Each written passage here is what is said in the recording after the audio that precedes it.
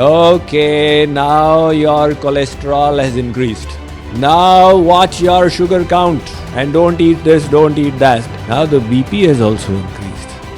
Time in the form of death. It's willing to finish us off, meet us in the form of death. Out of the coffee and the television, we forget what our situation is. Isn't that a fact? Bhagavad Gita, Chapter 3, Karma Yoga. Verse chanting is followed by translation and commentary by Swami Mukundananda. धूमेनां प्रियते वह्निः यथादर्शो मलेन च यथोल्बेनावृतो गर्भः तथा तेनेदमावृतम्.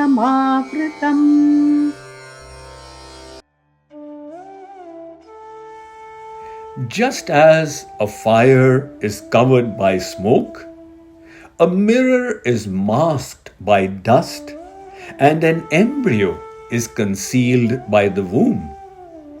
Similarly, one's knowledge gets shrouded by desire.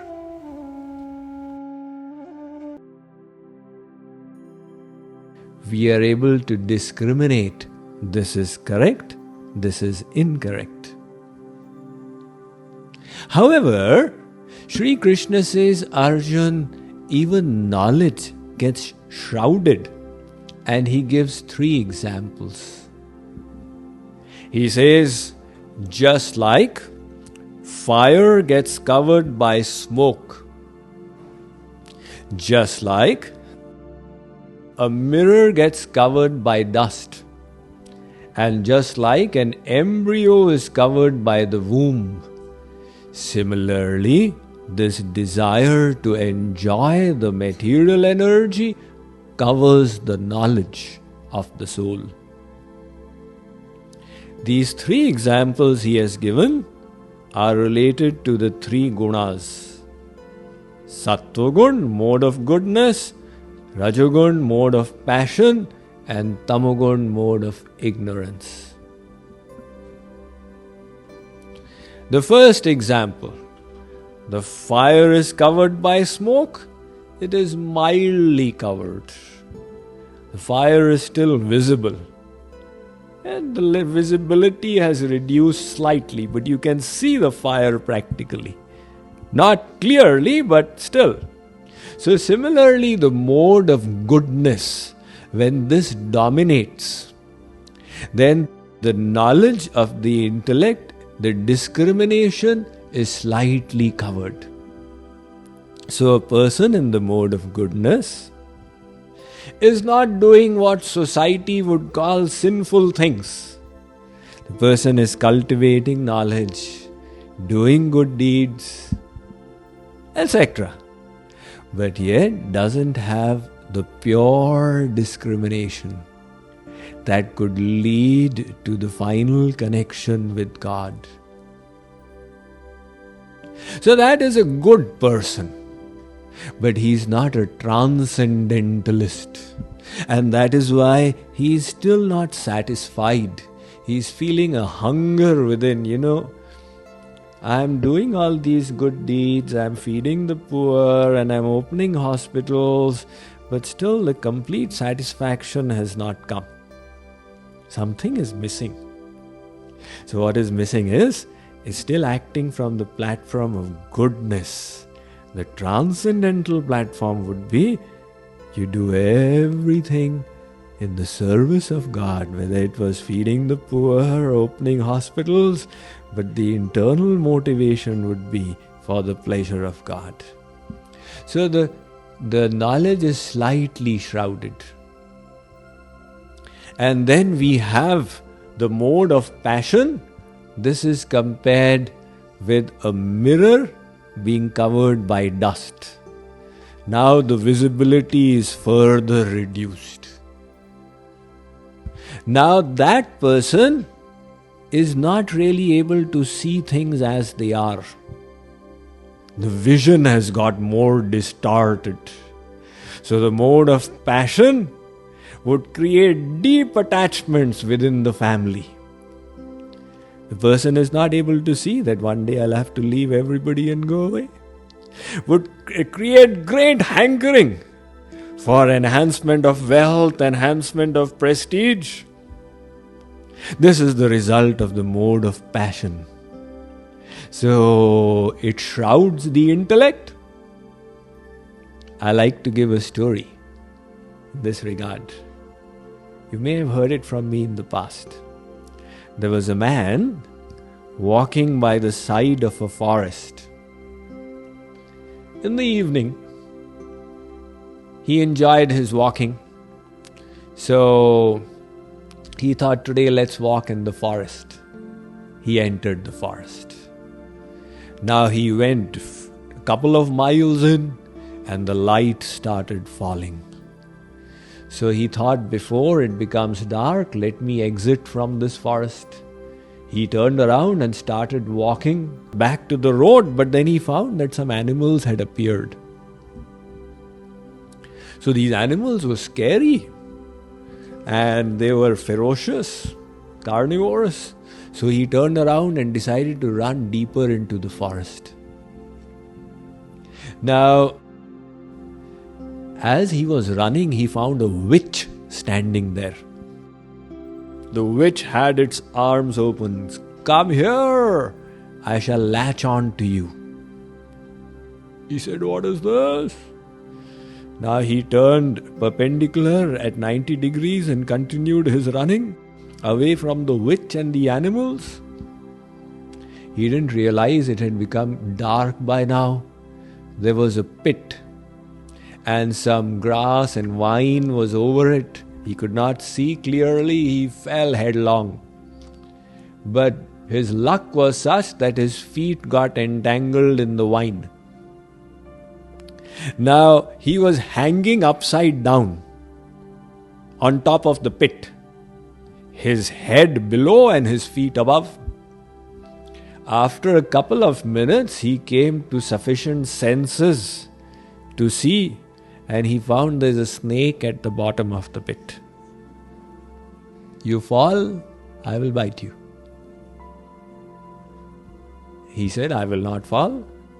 Maybe in the morning somebody will discover me. In the meantime, 2 mice came. 1 black mouse and 1 white mouse.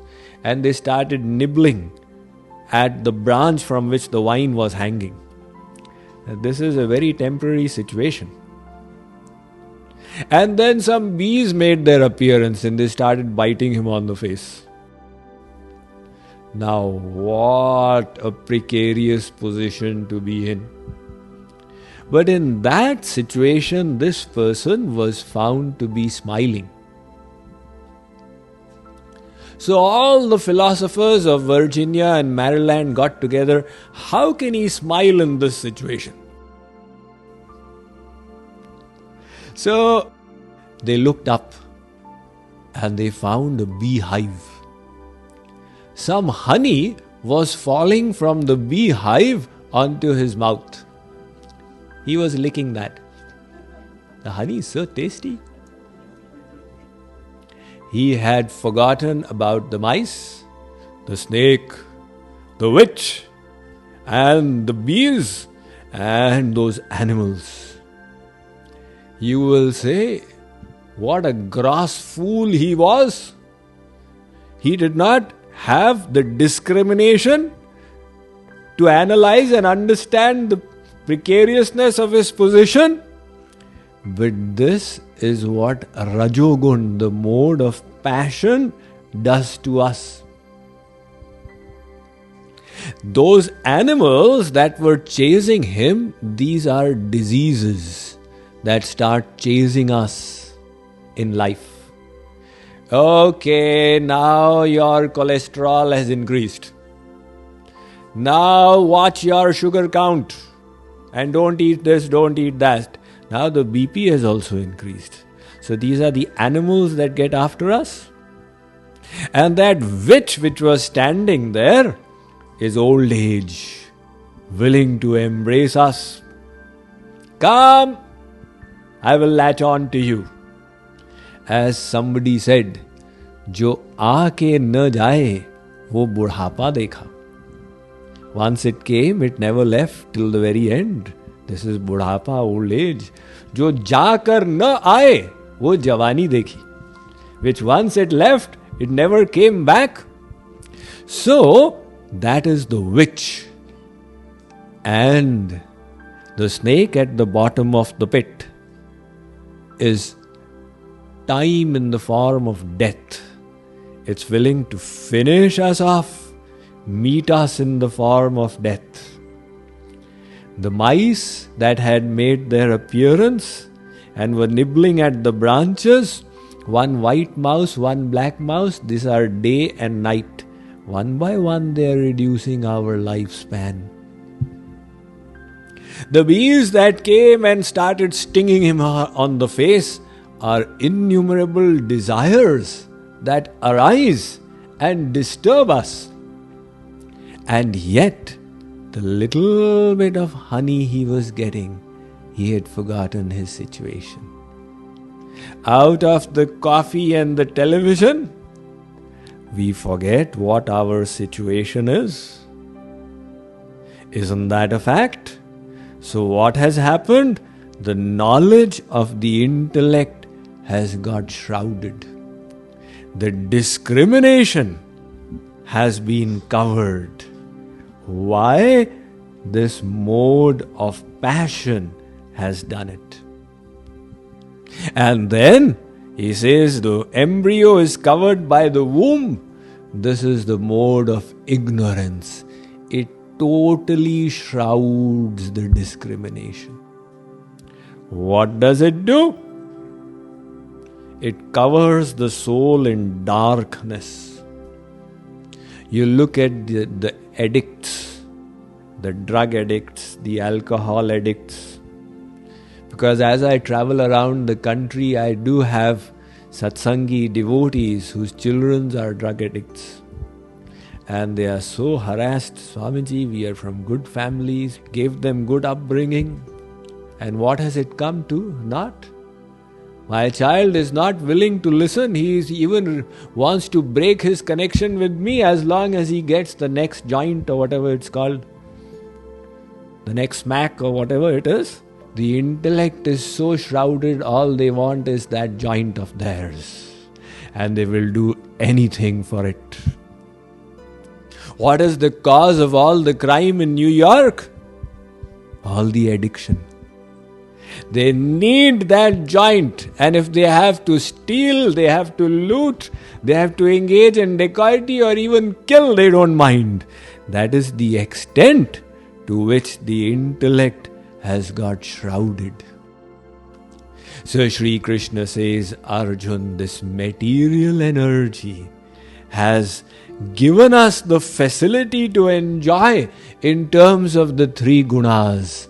But as we associate with it, that intellect, its discrimination starts getting lost.